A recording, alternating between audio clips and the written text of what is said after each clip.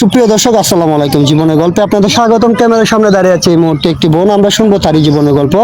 আসসালামু আলাইকুম আপু, কেমন আছেন আপনি? আলহামদুলিল্লাহ, আমি ভালো আছি। আপনি কেমন আছেন? আলহামদুলিল্লাহ আপু, আমি ভালো আছি। তো আপু, আপনার নাম কি, কোথা থেকে এসেছেন? আমার নাম তৃষা, আমি বরিশাল ভোলা থেকে আসছি। বরিশাল বোলা থেকে এসেছেন। আপনার বয়স কত আপু? শেষ। 23 বছর বয়স। পড়াশোনা করেছেন? জি, ক্লাস 8 পর্যন্ত, তাই তো? আচ্ছা আপু, আপনার ফ্যামিলিতে কে কে আছে? আমার বাবা, আমার সৎ মা, আমার ছোট দুটো বোন। বাবা, সৎ মা, ছোট দুটা বোন। আপনার আম্মা কি মারা গিয়েছে? হ্যাঁ। আচ্ছা ঠিক আছে, বুঝতে পেরেছি আপু। তো আপু, আপনি আমাদের ক্যামেরার সামনে কি জন্য আসছেন সেটা একটু বলবেন। আসলে আমি সৎ মার ঘরে বড় হয়েছি, তো খুব কষ্ট করে বড় হয়েছি। তো এই কষ্টগুলো আমি মেনে নিতে পারছি না। তো আমি সিদ্ধান্ত নিয়েছি যে আমি বিয়ে করব।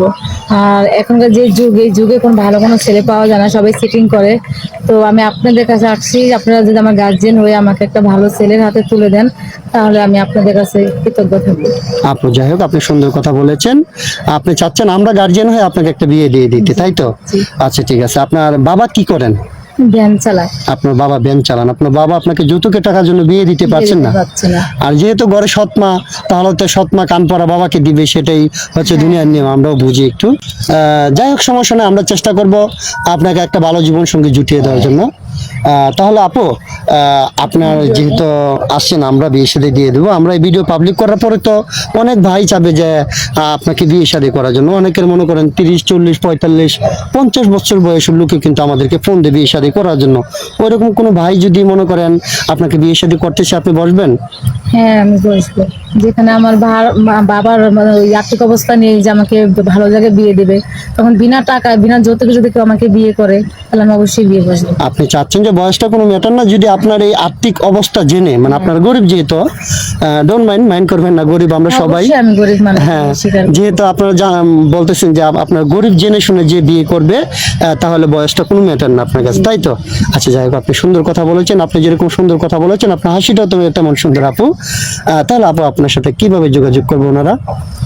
জি ভাই, আমার কাছে তো কোনো ফোন নেই, তো আপনাদের সাথে যদি যোগাযোগ করে, আপনি আমাকে যোগাযোগ করে দিবেন। আচ্ছা, এখনকার যুগে তো মোটামুটি সবারই ফোন আছে, আপনার কেন ফোন নেই? আসলে বাবা ভ্যান চালায়, তো আমরা 3টা বোন, তো সংসারে খাওয়া দাওয়া করে কোনো রকম বেঁচে আছি।